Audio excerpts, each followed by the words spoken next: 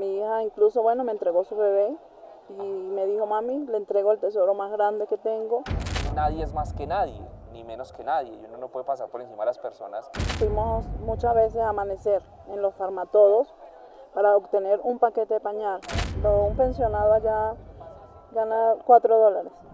Bueno, y quejarse no cuesta nada, y es que realmente la quejambritis es un espacio para comenzar a construir una vida alrededor de la responsabilidad. Si nos quejamos y nos quejamos, la vida no funciona.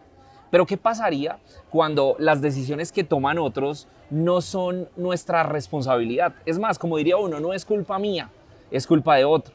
¿Qué pasaría cuando esas decisiones afectan a tu familia, cuando esas decisiones afectan tu cultura e incluso cuando esas decisiones afectan tu salud mental y tienes que salir de tu país? Quejarse no cuesta nada.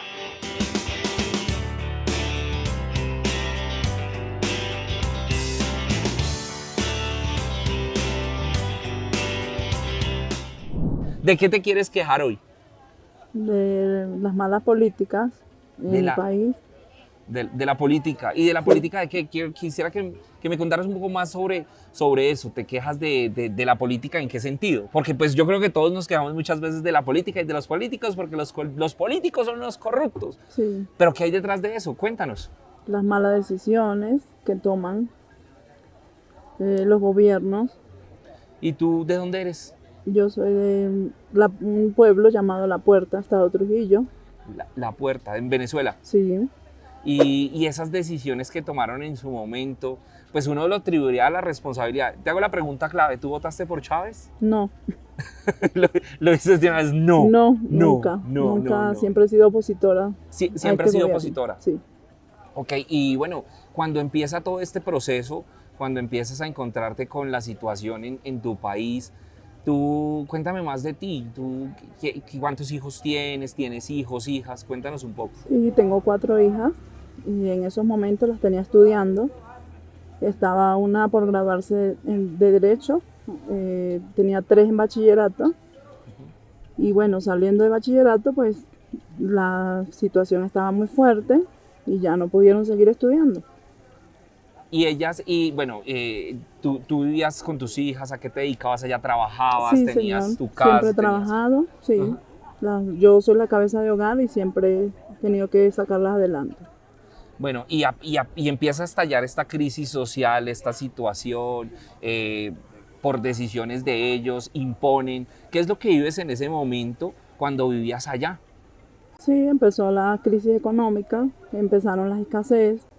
Ya mi hija para entonces, la mayor, ya se había casado, ya tenía un bebé y pues empezaron las consecuencias, o sea, empezaron a ser afectados porque no habían las cosas en ese momento para darle su alimentación, para darle las necesidades, cubrir todas las necesidades. Y tú tenían un bebé. ¿Cuál de tus hijas tenía bebé? La mayor y La una mayor. de las mellizas, yo tengo unas mellizas. Ok, tienes Sí, 2 mellizas. sí. Y ella tuvo el bebé, llegó el bebé, hasta ahí, ¿cómo era el tema con el bebé? Porque yo tengo entendido que hubo un momento allá donde la escasez, los supermercados, los turnos, eso que veíamos nosotros desde los diferentes países de Latinoamérica, estaban muy marcados, ¿no? O sea, Sí. como que hay escasez y a nosotros nos lo pintan como hay escasez, pero pues mostraba una cosa el gobierno porque mostraba que no había escasez, pero otra mostraban allá. Sí, nosotros sí la vivimos, fuimos muchas veces a amanecer en los farmatodos para obtener un paquete de pañal, un pote de leche. Vendían con la partida de nacimiento del niño y eso no nos iba a durar 15 días que nos volvían otra vez a vender. O sea, cada 15 días era el turno del niño. Sí, señor. Y solo te daban un paquete de pañales. Sí, un pote de leche de recién nacido y un paquete de pañal. Y esto era en la población en la que tú estabas. Entiendo que donde tú estabas no era una ciudad, no, sino era un es un poco más pueblo y pequeño. nosotros nos dirigíamos a la ciudad. En la ciudad era donde nos pasaba esto. Ok, claro, salir de esa cultura y ahí comenzamos a estrellarnos con algo. Sí. Cuando comienza esta escasez, cuando comienza esta situación y tenían el niño, ¿cuánto tenía el niño? ¿Ya tenía un año? ¿Era menor? Iba a cumplir el año, tenía como 10 meses aproximadamente. 10 meses, 10 meses. Y comenzaron también todos tus compatriotas a salir del país. Sí, empezaron a salir por la misma desesperación, que no había cómo alimentar a esos niños. Las mamás que estaban en gestación, tenía una embarazada, la segunda, y en ese momento ya también iba a dar a luz y fue una desesperación muy grande. Pero mira que ahí hay algo particular. Cuando tú tienes un bebé, el rol de la mujer de tener un bebé, de tener un hijo, siempre es de protección. Sí. Y encontrarse ante esa situación de no poder proteger Sí. a su bebé, creo que es lo que los lleva a la desesperación. Sí. ¿Cómo vivieron ustedes ese momento de tener que alimentar al niño con leche, pero no poder tenerlo sino cada 15 días? Sí. El proceso del aseo, el trabajo. Todo. ¿Cómo fue ese momento? Mi hija se desesperó mucho en verse en esa situación y decidió venirse acá a Colombia, que era el país más cercano y era más fácil porque no teníamos documentos, entonces se le hizo más fácil escaparse para acá a Colombia. Bueno, realmente es un escape. Sí. Y mentalmente la desesperación lleva a cualquier persona con un bebé a tomar decisiones que mentalmente también las afectan, ¿no? Claro, muchísimo nos afectó. No sé si de porque- pronto tienes alguna experiencia que Sí. llevó a que la gente se desesperara, tomara decisiones Sí, tengo durísimas. muchas experiencias. Mi hija incluso, bueno, me entregó su bebé y me dijo, mami, le entrego el tesoro más grande que tengo, cuídamelo, protégemelo, yo me voy por un futuro para él. O sea, ella te deja el El niño bebé, allá sí, y ella decide emprender su aventura. sola, Pero si me pues pasa el algo, bebé me pasa a mí. tenía un año, ¿no? O Sí. sea, menos de un año. Menos de un Y año. lo deja ya, ella comienza, y bueno, ella decide saltar a la aventura de pasar a otro país, de Sí. comenzar a conocer otra cultura, Sí. lejos de sus hijos. Que Sí. creo que muchas personas muchas veces se identifican con eso, porque las personas que suelen tener hijos dicen que hacen por los hijos lo que sea, Lo que sea. y hacer lo que sea implica también hacer sacrificios que son físicos, que son emocionales, sacrificios que a costa de su propia vida implican arriesgar. Sí. Ella sin papeles, ¿cómo hizo para venirse para Colombia? ¿Cómo fue el Pues proceso? ya mucha gente había pasado antes que ella y ya uno sabía cómo era el proceso. Había que pagarle a alguien que lo sacara a uno de allá donde uno se venía hasta la frontera. Y en la frontera alguien lo esperaba a uno y lo pasaba acá, por trocha. Bien sea por ríos, en moto, todo eso lo pasamos. Todo lo que hemos emigrado. Y allá vivían personas que usted les pagaban, pasaban así como en el proceso, y llegaban llegaban a Cúcuta Sí, y de ahí los pasaban por otros lados. sí, por otros lados hasta llegar a Bogotá. Sí. ¿Y eso fue hace cuánto? Mi hija se vino hace 7 años. 2010. Bueno, Sí. ahí todavía no habíamos llegado a pandemia, entonces ella se decide aventurar. Sí. Me imagino que las travesías que tienen que pasar, ¿cómo se comunicaban con ustedes? Pues, ¿Cómo hacía? Bueno, el tema era celular, conexión, cuando celular. pudiera, Sí. y arriesgarse a que pasara. Sí, llegó, trabajó de una vez, empezó a trabajar y su celular primero para comunicarse con nosotros. Y Y estar lejos de sus hijos, ¿no? Sí. Porque esa es la otra. El papá, por lo general, que es cuando ellos se van, el papá es un poco más, por decirlo así, desprendido en esta sociedad. Sí. Y desprenderse implica que la mamá tenga un vínculo mayor, pero en este caso fue al revés. Te dejó lo más preciado, como bien lo dijo. Sí. Igual las abuelas cuidan a los nietos. Sí. Pero ¿cómo fue el proceso también del papá? ¿El papá dónde se quedó? El papá se quedó con su mamá en su hogar, pues, en su familia. Y yo le cuidaba al niño mientras él trabajaba y luego él también, nos ayudábamos los dos de parte y parte. El bebé dormía conmigo, pero en el día él me lo tenía para yo trabajar y así, para yo trabajar. Y mientras tanto seguían luchándosela allá. Con Sí. el mismo panorama, ¿no? Porque me imagino que la escasez seguía, Sí. la situación económica cada vez Sí, más difícil. era peor. ¿Cómo sentías el hecho de que se fuera tu familia? Porque me imagino que también tu familia comenzó a salir, hermanos y demás familiares. ¿Ellos también comenzaron a salir hacia Colombia? Sí, claro. Sí, se vinieron 4 hermanos para acá, 2 mujeres y 2 varones. ¿Y ellos dónde están ahora? Actualmente ya están en España. Vivieron 6 años acá y luego se fueron a España. Sí. Y cuando ellos comienzan a salir, cuando tu hija pasa, cuando comienza a enviar dinero, ¿qué pasó con tus otras hijas? Inmediatamente ella lo primero que hizo fue traerse a su esposo y a su niño. Ajá. Eso fue lo primero. Y ahí es donde otra de mis hijas, que no tenía niños, decide venirse a acompañar a su sobrino con su cuñado, para no abandonarlo. Ella pensó en esa travesía, en la trocha, en todo eso, y ella dijo, no voy a desproteger a mi sobrino, yo me voy. Entonces ella decidió venirse con él. Y acá pues ya se ayudaron y eso. Bueno, eso suele pasar muchas veces cuando uno dice, ¿por qué estoy viendo esto? No te preguntaste o ¿a quién le echabas la culpa tú en ese momento cuando comenzaste a ver que tu familia empezó a dispersarse? Porque eso es lo que pasa, ¿no? Como que se le fue a uno la hija, después Sí, se le fue la otra hija, después mis hermanos. ujú. ¿A quién le echabas la culpa? A los que votaron por Chávez, a todos los que tomaron esas malas decisiones, o sea, no pensaron. Pen- ¿Tuviste familiares que sí votaron sí, por ese gobierno? sí, Y incluso no les decías, culpa suya. mi mamá fue una. Sí, por culpa usted, no se Sí, hubiera votado por el mm, que yo hubiese votado, eso no hubiese pasado. sí, sí pasó. Yo le dije a mi mamá, sí, culpa suya que votó por Chávez.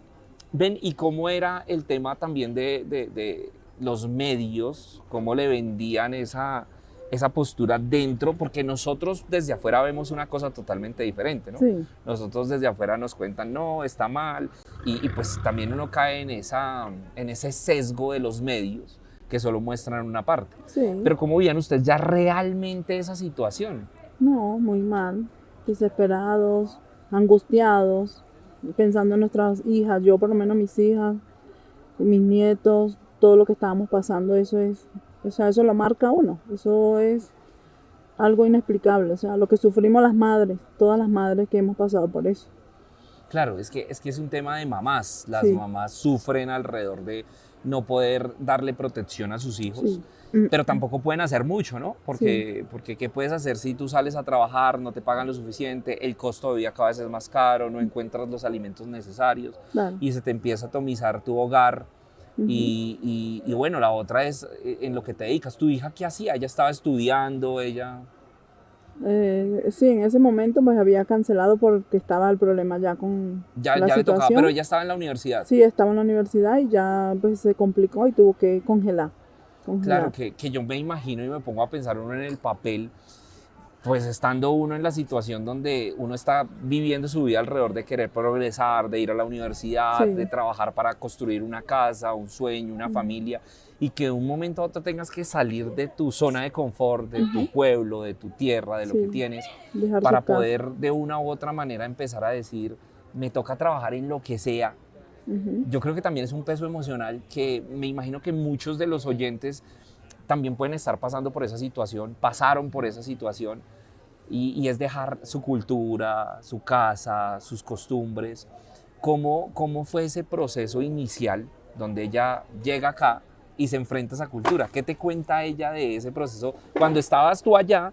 Porque también tú te preocupabas, me imagino. Claro, ¿Qué te cuenta ella de cómo le empezó a ir acá en Colombia, estando tú allá sin poder hacer nada con el hijo, o sea, con tu nieto? sí, ¿Cómo fue ese proceso? pues muy duro porque ella llegó a conocer, imagínese, o sea, algo diferente, totalmente diferente, a tratar con personas que nunca jamás había visto en su vida y vino a luchar por su hijo, a sacrificarse por su hijo y a trabajar en lo que fuera. Y bueno, gracias a Dios pues tampoco tomó malas decisiones. Siempre fue muy honesta y hizo lo mejor por Claro, su... porque también uno ve hoy en día que por el hecho de ser mujeres, Sí, las mujeres son mucho más cosificadas sí, frente a estas situaciones y también se aprovechan de esas situaciones con ellas, con su vulnerabilidad, ujú, hasta con su belleza, ujú, y encontrarse a eso pues también debe ser una preocupación que las mamás vienen al otro lado, porque tú decías, bueno, mi hija está ya sola, ujú, está trabajando, sale tarde, no sabes dónde está, no ujú, conoces la ciudad donde está. ujú. Esa situación para ti te llevaba a agobios, ¿cómo la llevaste esa situación? Sí, angustia, mucha angustia se vive y son traumas que, bueno, siempre, creo que siempre nos van a afectar y siempre van a estar ahí, esos recuerdos, son, Claro, esos recuerdos quedan, o sea, porque al final fue una época dolorosa que tuviste que vivir, que te enfrentaste a esa época dolorosa viviendo intensamente el hecho de estar lejos, me duele, sí, no sé qué hacer, no claro. sé qué alternativa, ¿será que me quedo con el niño, ¿será que va a volver? Sí. Hubo momentos donde ella se desconectó y te quedaste sin saber nada de ella en el proceso del pasar de esa No, ella migración. hizo lo posible, lo más pronto posible para traérselo, porque ella lloraba todos los días por su hijo, sufría y estaba pasándola muy mal, porque no estaba al lado de su bebé. Claro, porque yo me imagino que se van y quién sabe qué pase, muchas personas se pierden el camino, Sí, porque a hoy por hoy el tema de la frontera también es un tema peligroso, y peligroso por dos razones, que me contabas un poco fuera de cámaras, y es ese peligro que existe cuando está la policía, los elementos de migración, la corrupción que hay allí la para corrupción. sacarles dinero a los que van a pasar, Ujú. y los grupos subversivos, el peligro de las bandas, de las pandillas, de la guerrilla. ¿Cómo han sobrellevado eso? Sí, pues muy duro enfrentarse a todo eso, es muy duro, la verdad. Pasar sin saber si vamos a llegar o vamos a llegar, si vamos a llegar vivos o no, cuando uno está pasando esas trochas y todo eso, es muy duro. ¿Y conociste personas que llegaron al borde de la desesperación en su propio país de no poderle dar alimento a sus hijos, que llegaron a tomar decisiones que les afectaran en su vida? Sí, sí, claro, tuve una experiencia con un cuñado, él se quitó la vida y él tenía un bebé tenía 3 años ¡Wow! y él cuando se iba a hacer las colas con nosotros en los farmatodos, en esos supermercados, él se quejaba, él decía, no puede ser, o sea, mi hijo no se merece esto, mi hijo no se merece esta miseria, yo quiero que mi hijo tenga lo mejor, que yo no lo traje a este mundo para que sufriera y todo eso, y bueno, creemos que todo eso a él lo llevó a tomar esa mala decisión. ¿Y cómo fue ese proceso? O sea, pero él ya venía mostrando algún síntoma de desesperación, aparte de lo que contaba, él estaba trabajando, Sí, él trabajaba, pero ellos, no le alcanzaba ni por esas para... no, yo creo que él sí, se desesperó mucho, o sea, él no vio como solución, salida, no intentó ni siquiera salir del país ni nada, Y el niño tenía 3 años. 3 años. Y a hoy, bueno, también ese es un tema que puede ser muy difícil porque un niño de 3 años ya comienza a entender que su papá Ujú. tiene un vínculo, que su papá puede tomar una decisión de acabar con su vida, puede ser un trauma para un niño Sí, como él, un ¿no? trauma, claro, mi niño creció, él tiene 12 años hoy en día y él todavía, bueno, recibe mucha ayuda psicológica porque él me imagino que todavía se preguntará por qué no tengo papá, por qué lo hizo, bueno, tantas cosas. Claro, que viene un proceso de la culpa, Ujú. del dolor, un proceso Sí, de duelo también frente a una aceptación de llevar a tomar una decisión, que sí, es una persona que probablemente normal, y la desesperación de no poderle dar lo mejor a sus hijos, sí. de no saber si el futuro es incierto, en Mm. una medida desesperada acaba con su vida, es una historia que más allá de que sea triste, es la realidad que creo que muchas personas hoy por hoy están viviendo frente a el egoísmo que un líder político, que un partido político, que unas personas pueden tener. Sí, Porque es donde la queja se vuelve una realidad que afecta a todos. Uno sí, se queja del gobierno, pero ¿qué es lo que hay detrás del gobierno? ¿Cuáles son los intereses de esos líderes que, hablando para su lado o para sus intereses, afectan niños, mujeres o personas? sí, Cuan- claro. Cuando tú decides, bueno, cuando ya viene, ¿cuánto tiempo pasa para que le envíes el niño? O sea, el niño después, ¿cómo hacen? Después llega a Colombia, se queda en Venezuela, ya sigue enviándoles dinero. ¿Cómo fue el proceso? Sí, ellos se vinieron, como le dije, se vino el papá del niño y mi otra hija. Y llegaron acá igual con el mismo procedimiento, a trabajar y todo, y me mandaban igual para allá el dinero para yo comer, ayudar a mis otras hijas. Me quedaban dos allá todavía conmigo. Oye, pero ellos cuando se vienen, ¿el niño qué edad tenía? Ya el añito, porque Ah, seguía pasaron siendo un bebecito. 11, sí, claro. No, o sea, él tuvo que agarrar a su hijo Ujú. y pasar esa travesía Sí, con... muy triste. Él también dice que sí, pagaron a alguien, los pasó también, llegaron a Cúcuta y de Cúcuta a la frontera en motos y todo eso pasaron con el niño. con un bebé. Con un bebé, sí, No, lo pasan. claro, que eso es lo que también uno comienza a ver y ve socialmente una problemática. En Sí. los últimos 10 años, más o menos 7.7 millones de venezolanos han tenido que salir de su país y han tenido que salir por esta situación que los lleva a medidas desesperadas. Y uno que está en el otro papel también a veces no logra entender o ser poco empático, porque también hay que entender que hay personas que no llegan con la misma intención como tú cuentas de mejorar su calidad de vida sin hacerle daño a otros. Sí. Es un tema que yo creo que se vuelve muy difícil cuando uno comienza a tener la familia lejos, cuando sabes que de pronto mandan el dinero, pero no sabes al fin si con ese dinero sí les alcanza, porque pues tampoco uno podría decir que se van y ese dinero les alcanza para mantener dos vidas, que es la vida en el país de tu hija y mandarte para ayudarles a ustedes. Sí. ¿Qué realidad hay con eso? Porque también le venden la idea de si te vas para allá mandas dinero, pero ese dinero alcanza. ¿Cómo es ese proceso que has visto tú en lo que pasa allá?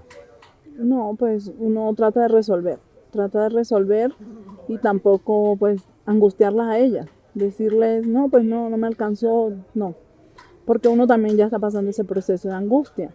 Uno no sabe, o sea, cómo están ellas, qué están pasando, en qué están trabajando, cómo las están tratando, porque también eso afecta.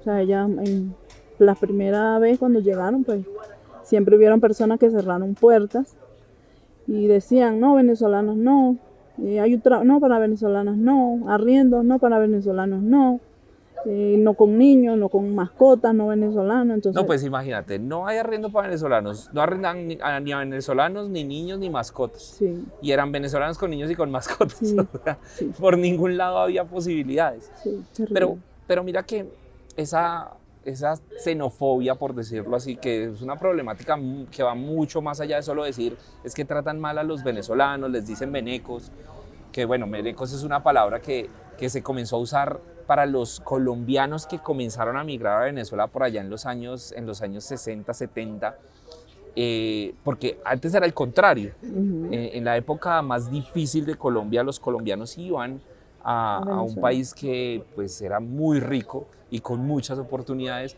y los llamaban venecos, y ahora la vida da las vueltas al contrario, pero también nos lleva a pensar que nadie es más que nadie, ni menos que nadie, y uno no puede pasar por encima de las personas tildándolos por un estándar. Cuando ellas se devuelven, ¿qué te lleva a ti a tomar la decisión? O sea, ellos empezaron a venirse, tus hijas, y tú dices, no, pues yo también me voy, ¿dejando Sí. qué? ¿Qué dejas tú en Venezuela? Yo dejé mi casa, mi mamá, mis hermanos, mis otros hermanos, pero tenía mis hijas acá y era más, o sea, me importaba más mis hijas, mis nietos y la angustia de yo no estar cerca de ellas, de no saber, de no sentirlas, de no saber lo que estaba pasando acá. Yo tomé la decisión también de venirme. O sea, que el dolor de una madre es el dolor de una madre, ¿no? Sí, claro, me dolían mis hijas. Ella me decía, estamos bien, incluso en pandemia. En pandemia yo, bueno, lloré, sufrí porque no sabíamos si nos íbamos a volver a ver. Y todos los días era la angustia y hasta que decidí venirme. Yo dije, yo también me voy, sí, véngase. Y acá estábamos todas juntas otra vez. Claro, porque es que mira que cuando sales de tu tierra, cuando sales de lo que estás acostumbrado, cuando por situaciones o culpa de otros tienes tú que dejar todo aquello que conoces para emprender un nuevo camino, tú no solo dejas bienes materiales, creo que ahí pasa algo, y es que no solo estás dejando bienes materiales, estás dejando historias, estás dejando cultura, estás dejando todo. O sea, ¿qué de eso que dejaste te duele más? ¿Qué es lo que más te duele que ahorita te hayas dejado en Venezuela? Que tú dices, después de haber estado acá, lo que más me duele, que más extraño es, ¿qué es? Extraño mi tierra, mi casa, mis costumbres, todo. Extraño todo, de verdad. Claro que estando lejos valoras más, ¿no? Eso es lo que, Sí, es lo que claro. lo que dicen en toda Latinoamérica. Cuando Sí, estás lejos nadie sabe lo valoras. que tiene hasta que lo pierde. Uno no Ese sabe es lo el que tiene dicho. hasta que lo pierde. Sí. Y el tema es que también conservo la esperanza. Dentro de los planes que tienes hoy por hoy, o que tiene tu familia, que tienen tus hijas, después de haber luchado, pasado, venir a trabajar, a pasar esas situaciones, ¿tú qué esperas hacer? O sea, tú ves, ¿cómo te ves en 15 años? No, yo pienso regresar algún día. En mis planes, sí, claro. ¿Algún día regresar a tu tierra? Sí, claro. O sea, Siempre, bueno, esa es la todo esto lo ves esperanza. como pasajero. ¿Y tus hijas también? También, ellas dicen, no, algún día todo esto tiene que pasar y todos tenemos que regresar a nuestra tierra, a nuestro hogar, a nuestras casas, a nuestras costumbres, todo. También en el camino nos hemos encontrado personas buenas, personas que nos han dado la mano y nos toman como amigos y personas queridas, o sea, nos ha ido también bien por esa parte. Claro, no todo es tan malo, que ahí es donde uno comienza a mirar de los dos lados. Del lado de que no es malo, por una parte, lo que nos encontramos que no es malo lo que nos encontramos nosotros cuando decimos me tienden la mano, me ayudan, así como no es malo todas las personas que estigmatizamos muchas veces y decimos, es que ese por su acento me va a atacar, ese por su presencia va a ser el mal, ese Sí, porque claro. hace lo que hace va a dañar algo. Sí. Y creo que ahí también la vida nos empieza a dar una cachetada alrededor de no solo echarnos la culpa, sino de qué puedo hacer yo para mejorar la vida de otra persona. Porque ahí está el reto. Cuando tú dices que tu hija, tu familia comienza a migrar, cuando empiezan a vivir ese proceso, ¿cuál fue el reto de adaptación más grande que tuviste al llegar a Colombia? ¿Qué fue lo que más duro te dio cuando dijiste, aquí hacen las cosas diferente? ¿Qué fue eso que tú me podrías contar, que nos podrías contar? Pues, algunas cosas son diferentes, pero siento que otras son como muy parecidas. Entonces, no, creo que Colombia fue como la mejor decisión, porque pues, nos sentimos casi que como si estuviésemos en casa. Entonces, no nos ha ido ni tan mal ni tan bien. Sí, claro, que al final de cuentas uno comienza a mirar y dice, pero yo por qué me iré para acá, me hubiera ido más bien para Perú, o me hubiera lanzado para México, o me hubiera ido para España, o la mejor era Estados Unidos, porque pues sé que también ¿tienes algún familiar que se haya aventurado a lanzarse por allá para Estados Unidos en esa No, travesía que es sí, un riesgo mucho mayor? sí, claro. También mi otro yerno, el papá de mi segundo nieto, él se fue por el Darién. Por el Darién. Sí, y él está allá en Estados Unidos y bueno, ahora esperando qué va a pasar también. Pero él se fue a luchar por su nieto, por su hijo, por mi nieto, por su hijo. Y él le dice, para construirle su futuro en Venezuela, porque algún día regresamos a Venezuela. O sea, esa es la esperanza que todos tenemos. Algún día Claro, llegar a es que nuestra casa. lo que en la conversación tú invitas a pensar es que los venezolanos, la gente ama su país, y al amar su país tienen algo muy bonito que el ser humano creo que está dispuesto casi siempre a conservar, y es la esperanza. Y es la esperanza de un mejor futuro, es la esperanza de regresar. Siento que también muchas veces hablando con migrantes la gente dice, después de haber vivido en otros países, sí, este país es increíble, pero extraño esto, me gustaría terminar mis días otra vez en mi país.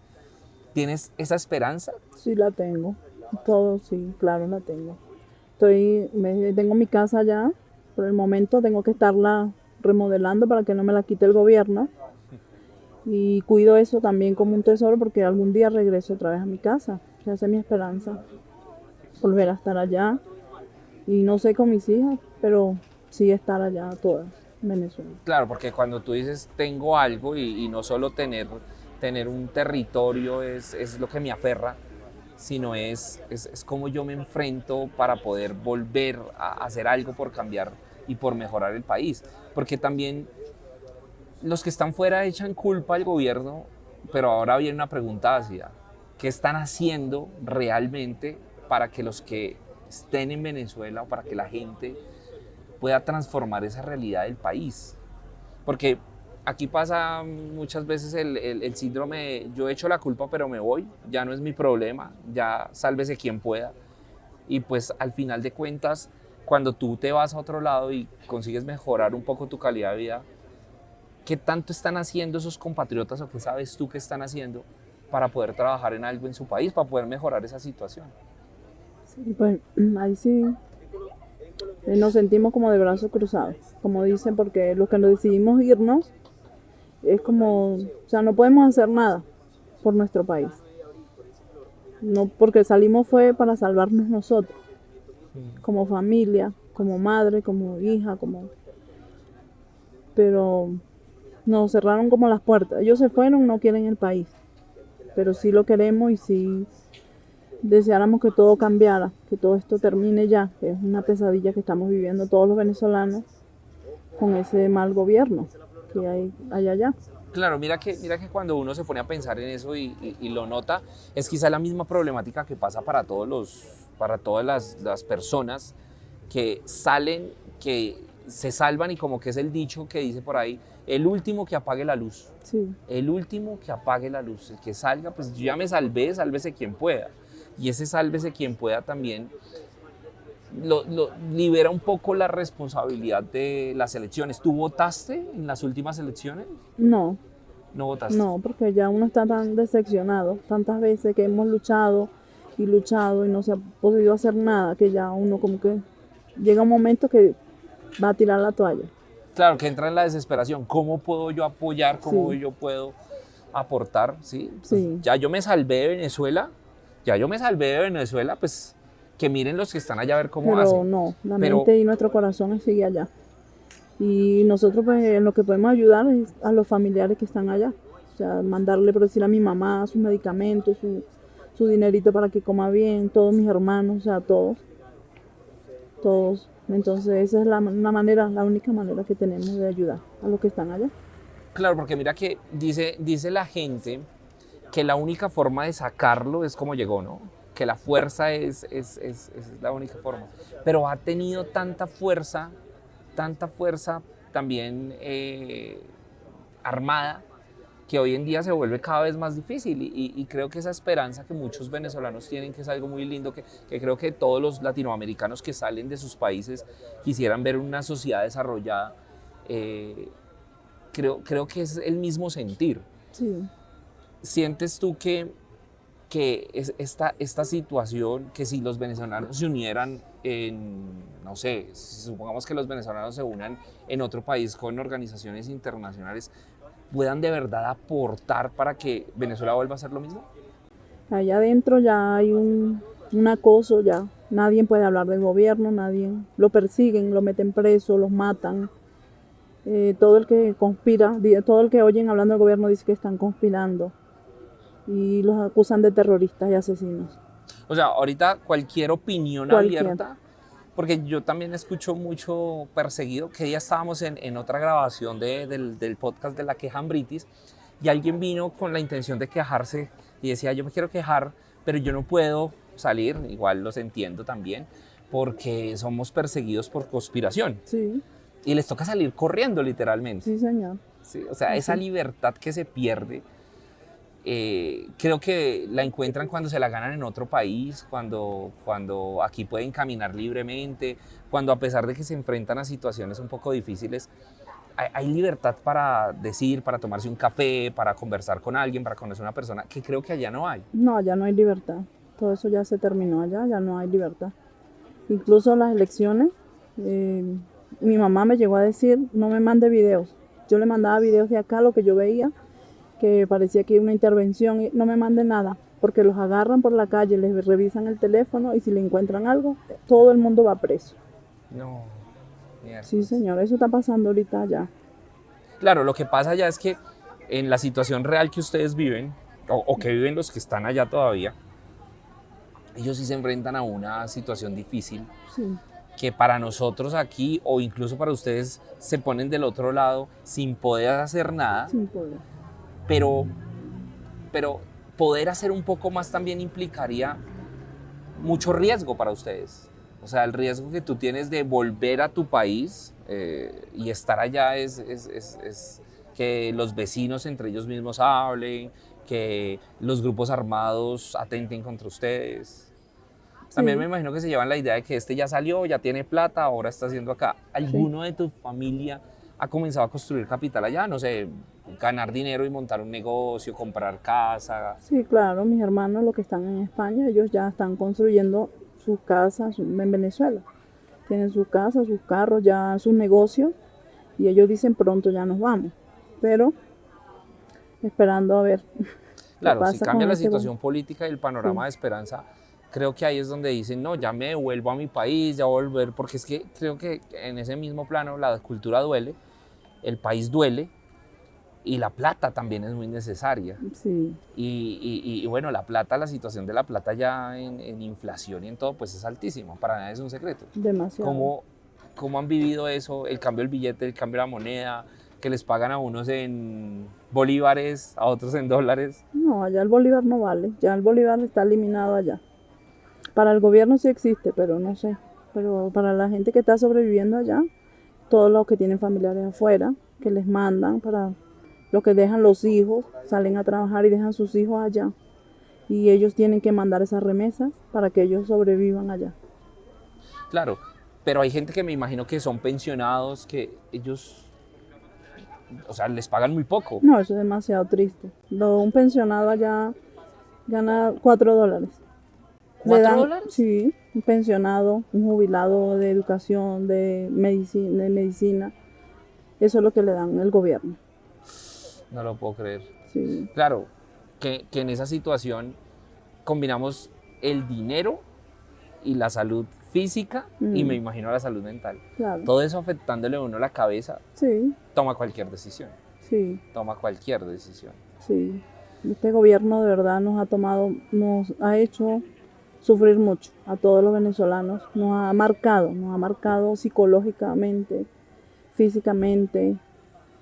Y esto va, bueno, muy duro para uno superar todo esto.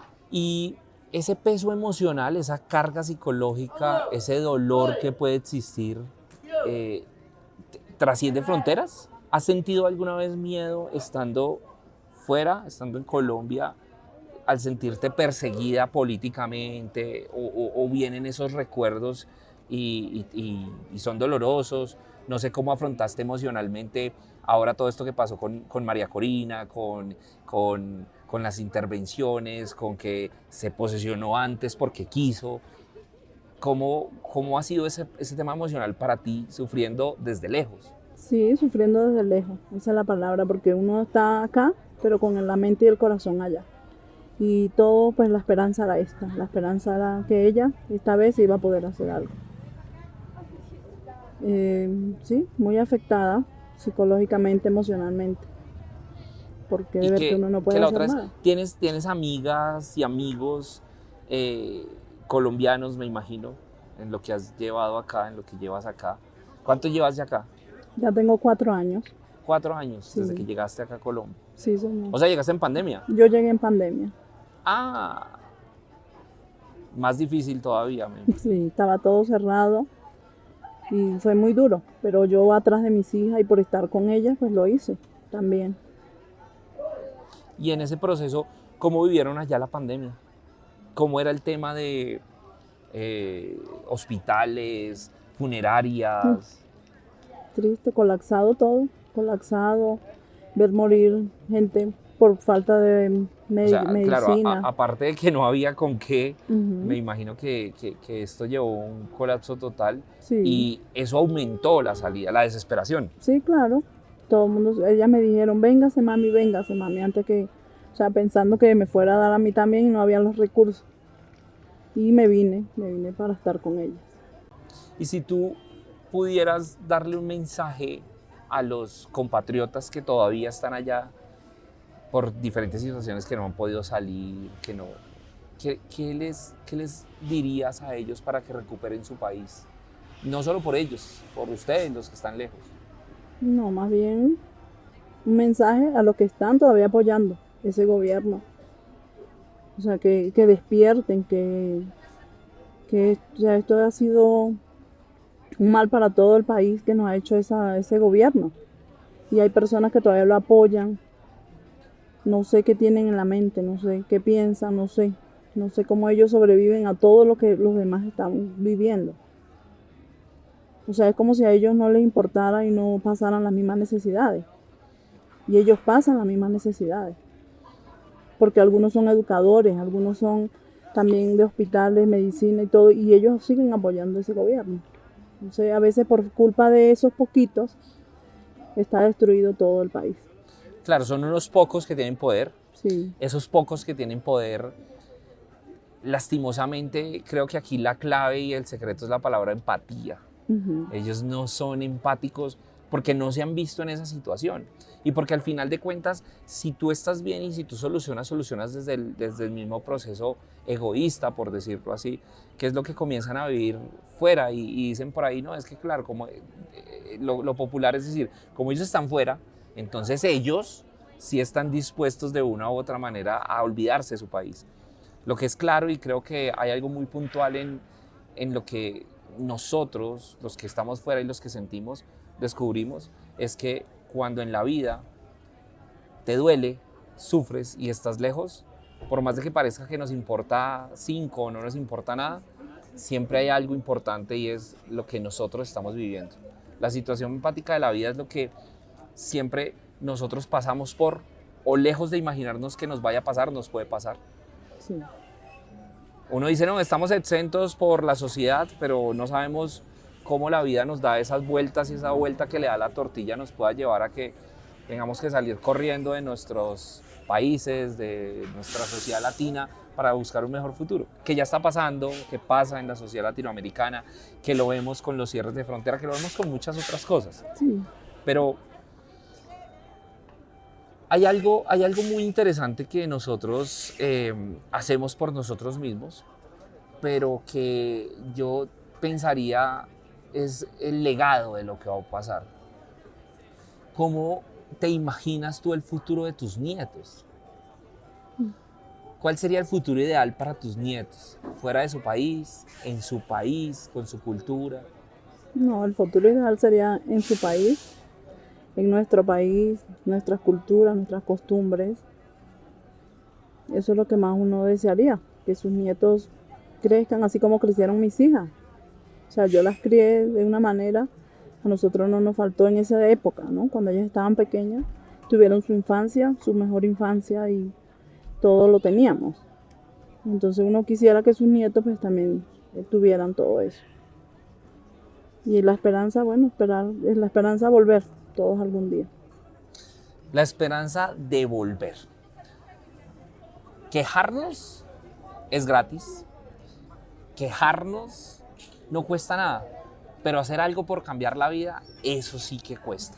Hoy esta historia nos conecta y nos hace entender que quizás muchas y muchos de ustedes, compatriotas, compañeros y demás, necesitan tener una segunda oportunidad. No pierdan la esperanza. Ojalá que los que están allí logren despertar. Sí. Ojalá que podamos entender que las barreras, por más invisibles que sean, nos dañan el cuerpo y nos dañan la mente. No es justo que sigamos sufriendo y que nos siga doliendo el hecho de que un país pueda tener algo diferente. Así que sigan luchando por su país, sigan luchando por sus sueños. Recuerden que ayer ya pasó, que mañana no ha llegado, que lo único que tenemos es el aquí y es el ahora. Y que ese aquí y ese ahora es lo que puede cambiar un país que tanto necesita una nueva esperanza. Nos vemos en el próximo episodio, en el próximo capítulo de la Quejambritis Podcast.